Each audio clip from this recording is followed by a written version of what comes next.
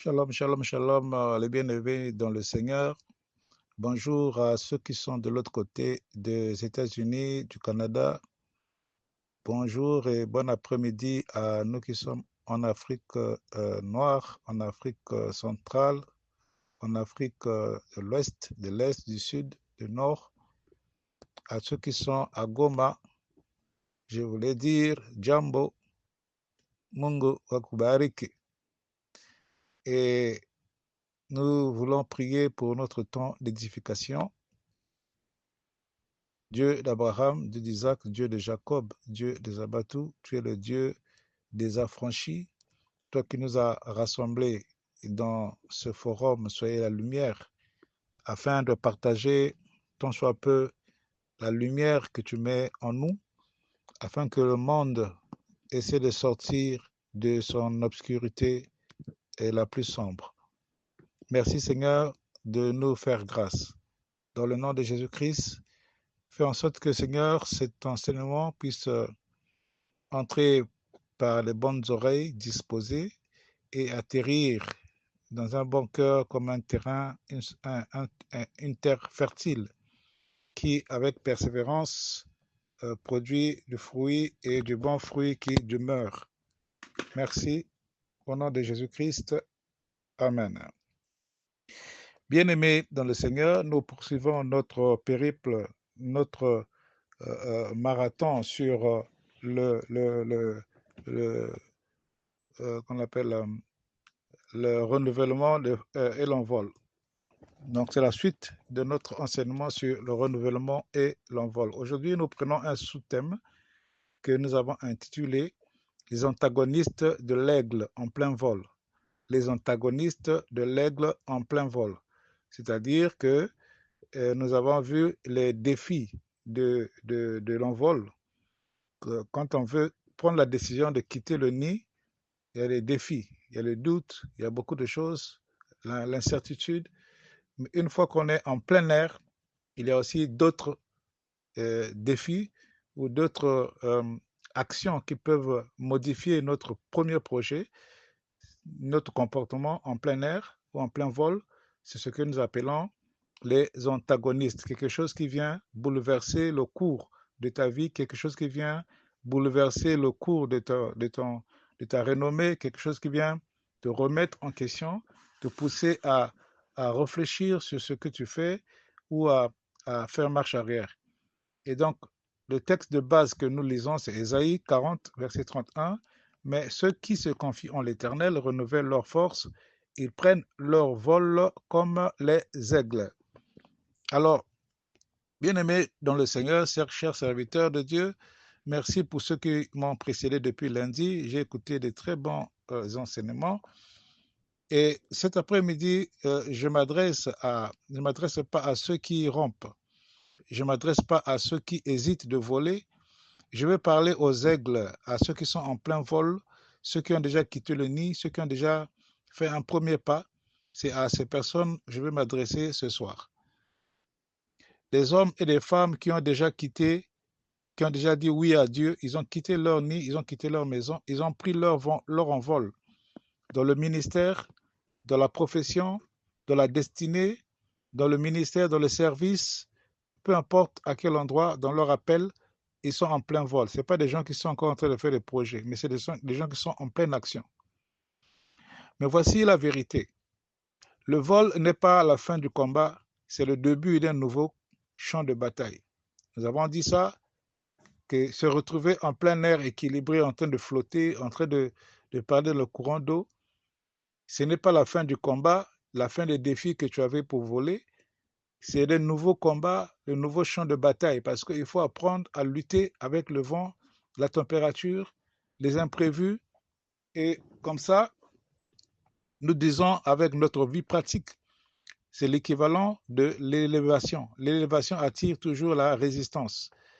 Quand plus tu t'envoles, plus tu te retrouves en plein vol, plus tu vas rencontrer la résistance, plus tu vas rencontrer ce qu'on appelle l'antagoniste. C'est ce que nous appelons l'antagoniste. Quelque chose qui te résiste, quelque chose qui te pousse à changer toi. Parce qu'il y a des situations dans lesquelles on peut prier, Dieu peut changer les situations. Mais il y a d'autres situations on est dans les situations, on prie Dieu. Dieu ne changera pas les situations, mais Dieu va te changer toi.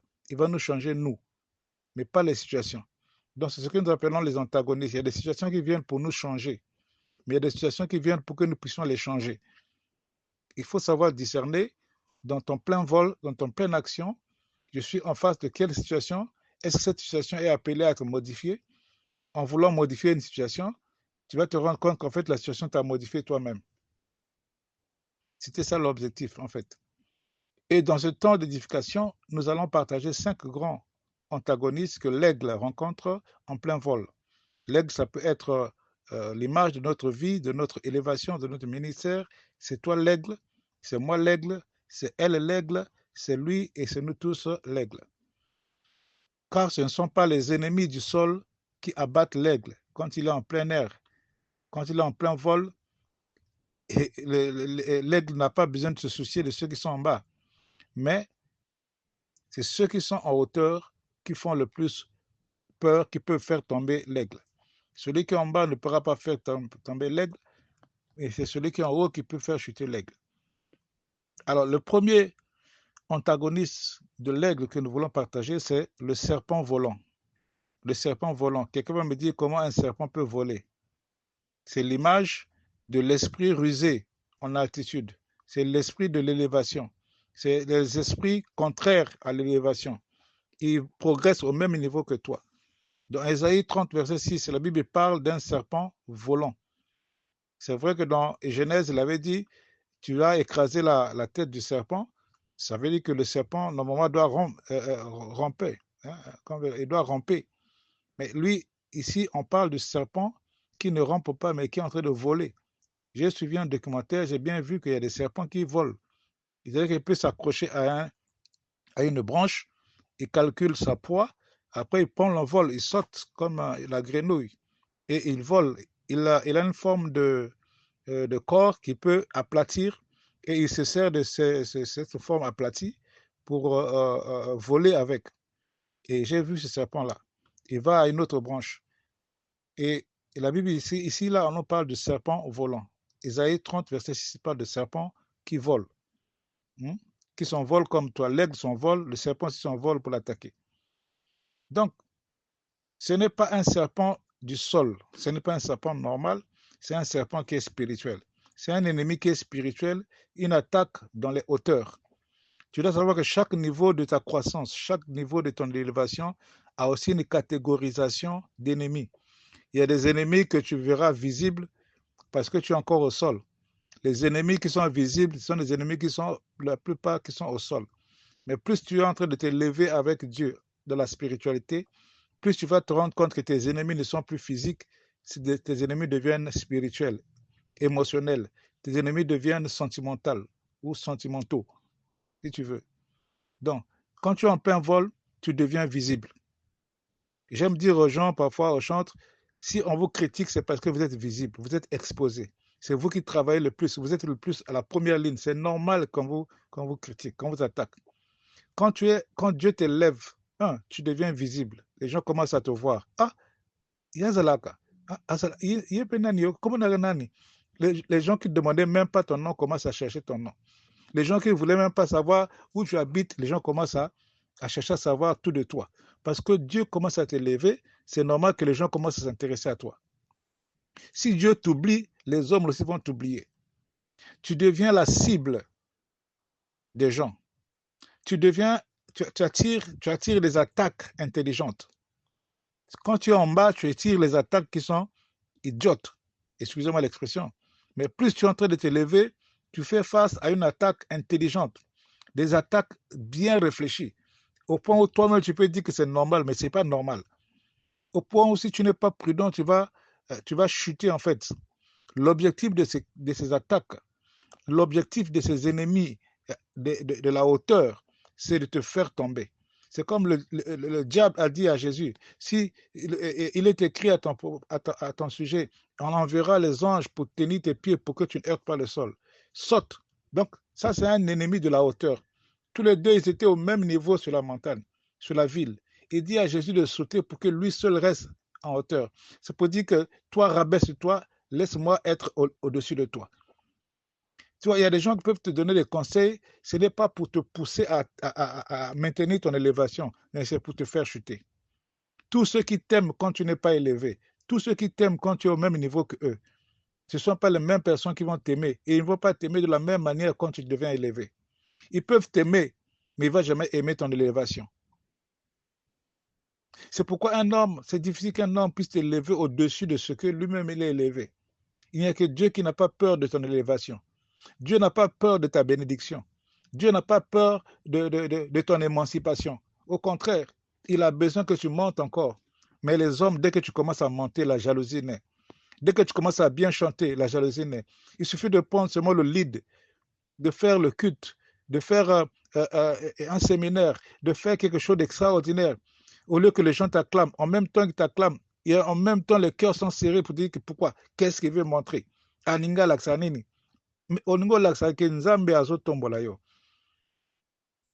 Le serpent, c'est la ruse de la manipulation spirituelle. Le serpent, c'est la jalousie déguisée. Le serpent, ce sont des alliances piégées. Quand tu montes, il y a des gens qui commencent à te suivre, te proposer des marchés, des deals, et tu vas chuter. Beaucoup de gens ont chuté à cause des alliances, des contrats, des deals prometteurs, prometteurs, prometteurs ou prometteuses, des affaires prometteuses. Mais à la fin, c'est un piège pour te faire chuter. Nous devons faire attention. 1 Pierre, chapitre 5, verset 8, il dit, votre adversaire, le diable, rôde. Votre adversaire, le diable, rôde.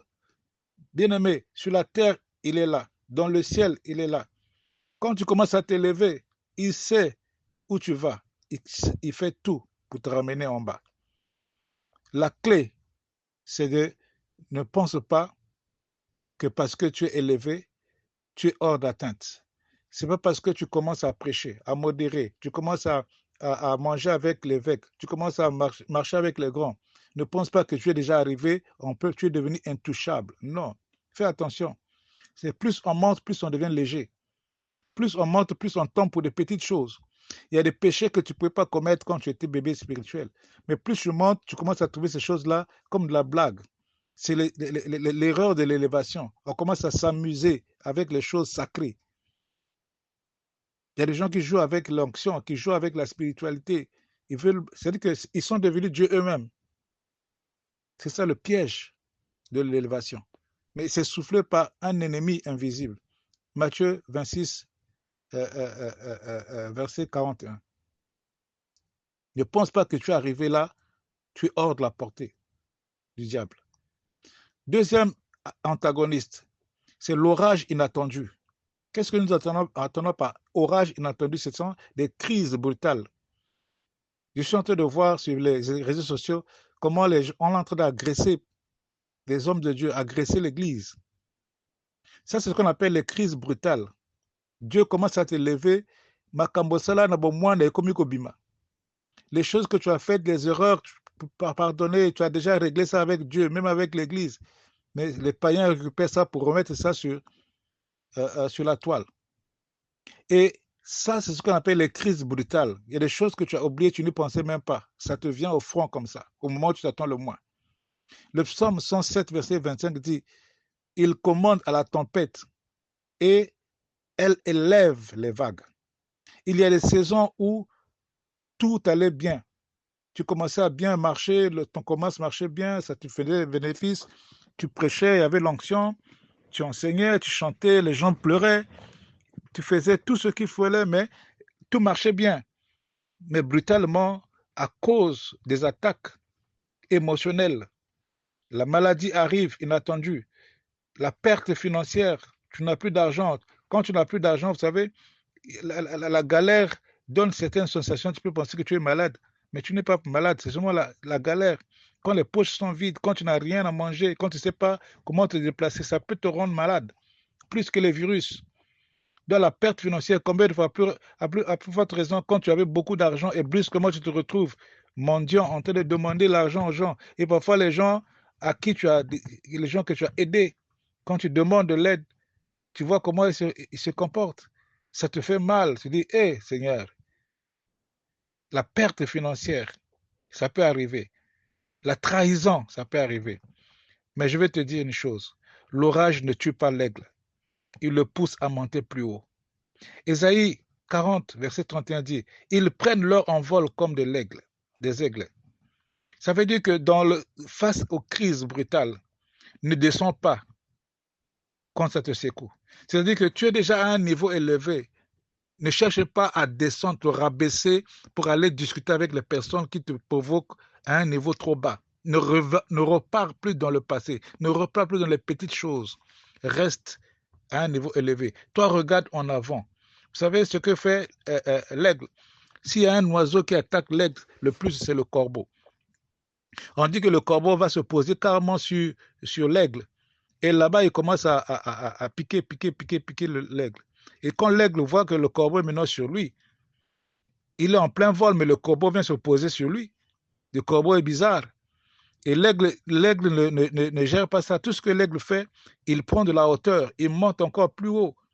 Quand il monte plus haut à un certain niveau, le corbeau devient étouffé parce qu'il n'y a plus d'air pour respirer et le corbeau tombe. Donc, c'est-à-dire que quand tu es dans le processus de l'élévation, il y a les futilités qui t'attaquent. Il y a des bassesses, parce qu'il y a des gens qui ont l'onction de la bassesse. Il y a des gens qui ont l'éducation des futilités. Chaque fois qu'il vient, c'est pour chercher à faire des choses qui te rabaissent. Mais toi, ne descends pas à son niveau. Continue à aller de l'avant. Continue à aller de l'avant. Le troisième antagoniste, c'est le gel. Le gel de l'altitude. L'altitude, c'est-à-dire que plus tu montes, plus l'air devient froid. Lorsque tu montes à une certaine altitude, le refroidissement de l'extérieur peut te refroidir aussi l'intérieur. Donc, en un mot, le troisième antagoniste, la troisième chose qui peut changer notre destinée, changer notre ministère, notre réputation, notre affaire, notre percée, c'est le refroidissement intérieur. Il y a des gens qui sont chauds à l'extérieur, mais à l'intérieur, ils sont déjà froids. Ils ont perdu la motivation, ils ont perdu le zèle, ils ont déjà perdu l'amour, le premier amour à servir le Seigneur, le premier amour à servir l'humanité. À force de voler, à force de servir, à force de tout donner, on peut perdre le feu intérieur. Matthieu 24, 12 dit, l'amour du plus grand nombre se refroidira. Avant que la fin des choses arrive, l'amour du plus grand nombre se refroidira. Aujourd'hui, nous vivons ça. Beaucoup de gens ont perdu l'amour du Seigneur. Beaucoup de gens ont perdu l'amour de Dieu. Ils ont plus peur des hommes que peur de Dieu. Il y a des gens qui font des choses devant Dieu. Dieu les voit. Ils n'ont pas peur. Mais quand la chose arrive dans les oreilles du leader, il commence à trembler, il se fâche. Pourquoi tu as dit au leader? Parce que Dieu ne savait pas. Les gens ont plus peur des hommes que de Dieu lui-même. Le refroidissement intérieur fait que les gens partent servir Dieu. Les gens font les choses comme d'habitude, mais à l'intérieur d'eux, il n'y a plus la motivation, il n'y a plus le goût, il n'y a plus le sentiment d'appartenance, il n'y a plus l'envie de faire. La Bible dit que Dieu donne le vouloir et le faire. Les gens ont maintenant le faire, le vouloir n'est plus là. Ils le font par habitude. Ils font juste pour faire plaisir à quelqu'un. Ils font juste parce que tu l'as appelé. Quelqu'un qui sait qu'il doit travailler. Il y a des gens qui travaillent à la fonction publique. Il y en a qui vont à 8 heures. Il y en a qui vont à 7 heures. Il y en a qui vont à 12 heures. Ils rentrent à 13 heures. Ce n'est pas parce qu'on ne te surveille pas, mais ton vouloir, la volonté de travailler. Il n'y en a pas. Parce qu'on te dit qu'on ne paye pas, il n'y a pas l'argent, il n'y a pas de déplacement.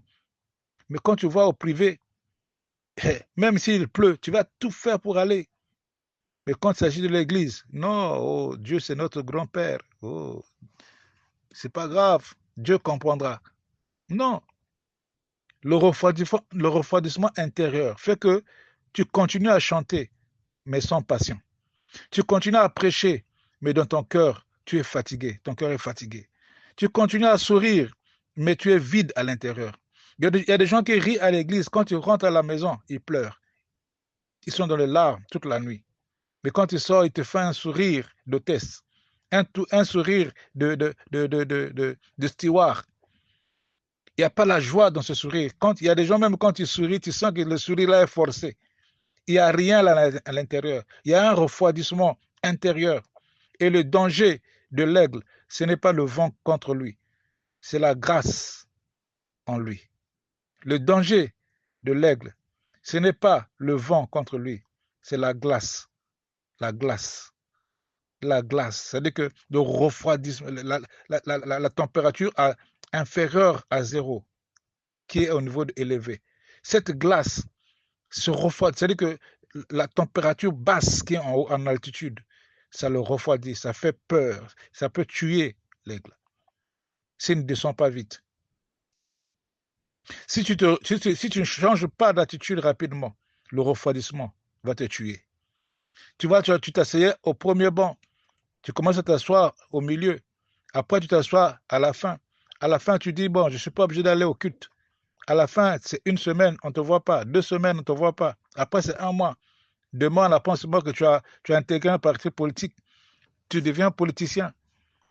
Parce que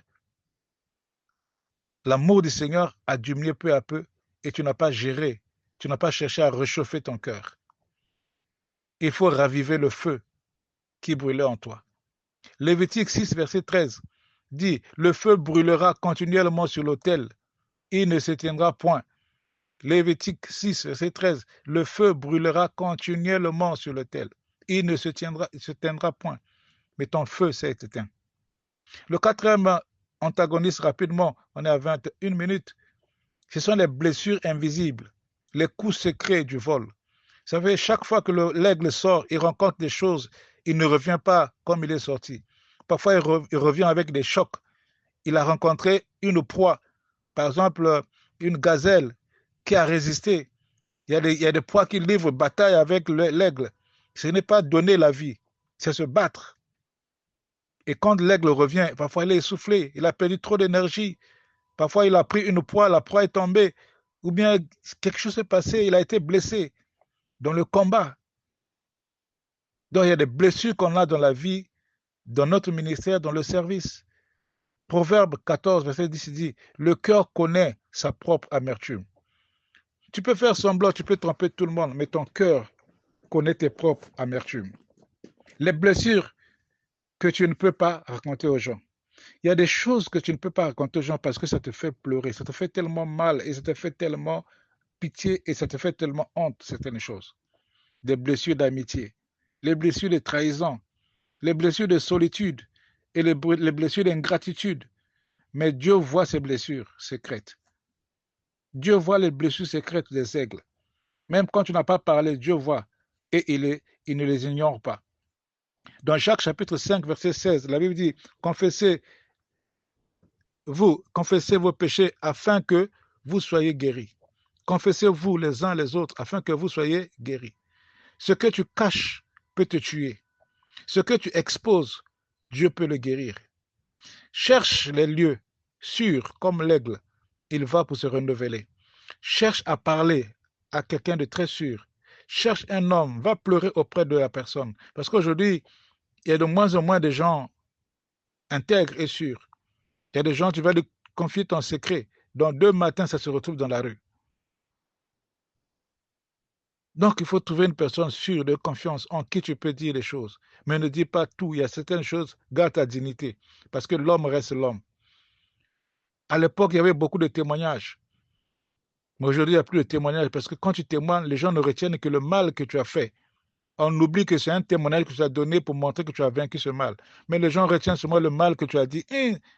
Lui-même, il était comme ça. On oublie que tu n'es plus comme ça. On parle que de ce que tu étais, de ce que tu avais fait. On ne parle pas de ce que tu es devenu.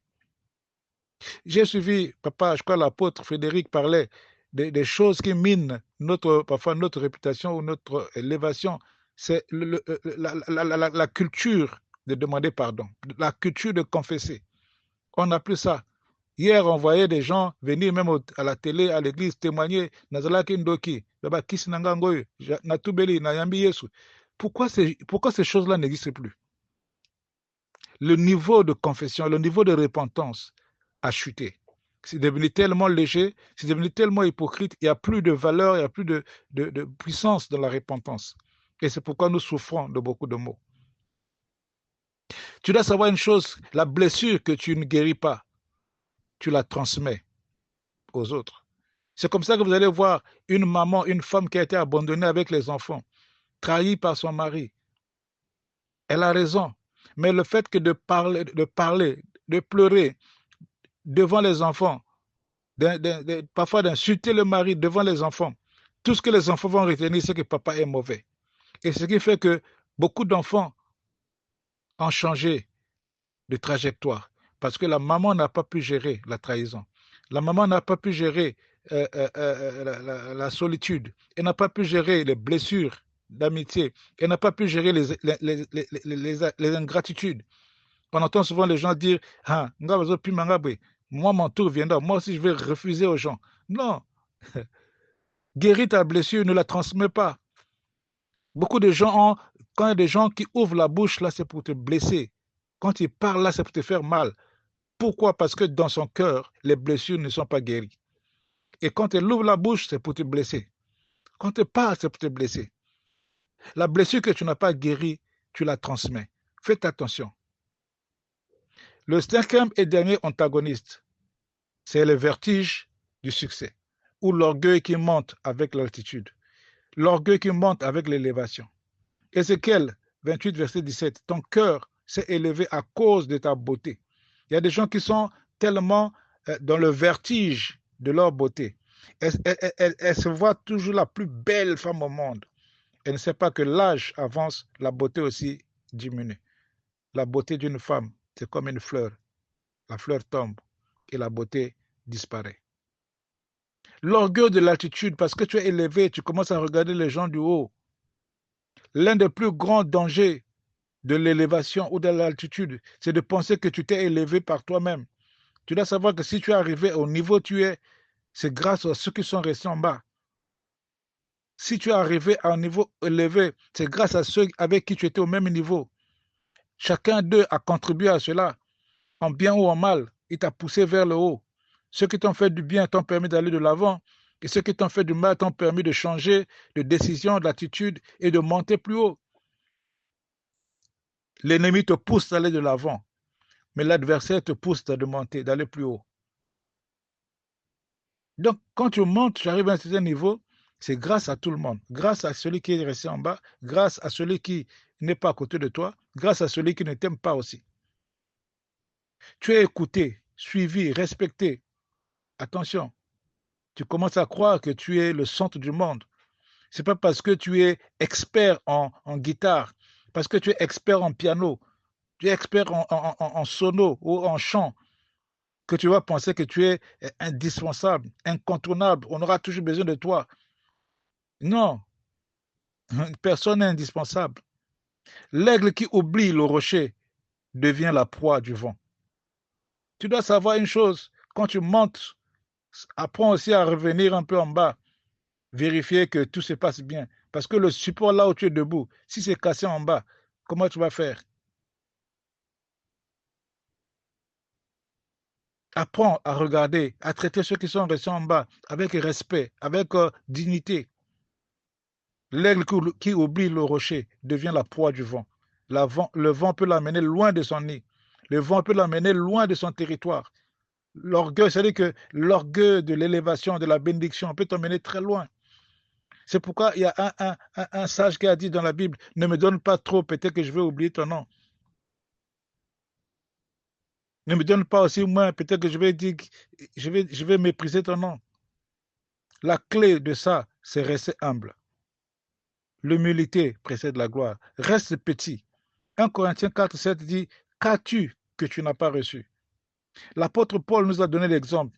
Quand il était docteur préféré, élève préféré de Gamaliel, il était Saul de Tarse, parce que Saul veut dire grand. Saul veut dire grand. Mais quand il a commencé le ministère, il a pris le nom de Paul. Paul veut dire petit. L'humilité précède la gloire. Il est passé de Saul à Paul, de grand à petit. Soyons humbles, quelle que soit l'élévation. Soyons humbles, quel que soit notre niveau de bénédiction. Pour terminer, bien-aimé, si tu es en vol aujourd'hui, félicitations. Mais n'oublie pas les ennemis du ciel, car c'est en plein vol que l'aigle est le plus exposé.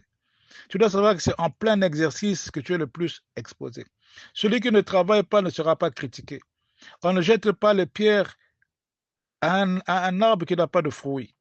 C'est quand tu commences à produire le fruit qu'on commence à te critiquer, qu'on commence à te sortir les erreurs que tu avais faites. Je vais dire à quelqu'un, si tu as fait des erreurs, tes erreurs ne font pas de toi une erreur de Dieu. Crois à l'Éternel, marche et continue à voler et fais attention au vent, fais attention à la température, fais attention à tes blessures, fais attention à tout ce qui est autour de toi. Protège ton cœur contre l'orgueil, protège ton cœur contre le froid, protège ton cœur contre les blessures, protège ton cœur contre l'attaque déguisée. Donne-moi la force de monter plus haut, ô Éternel, même dans la tempête. Je ne descendrai pas, je ne m'écraserai pas, je volerai plus haut au nom de Jésus. Amen. Que Dieu bénisse quelqu'un qui a dit Amen au nom de Jésus-Christ. C'était votre frère Ghislain Elenga depuis Brazzaville, République du Congo. Amen, amen, amen.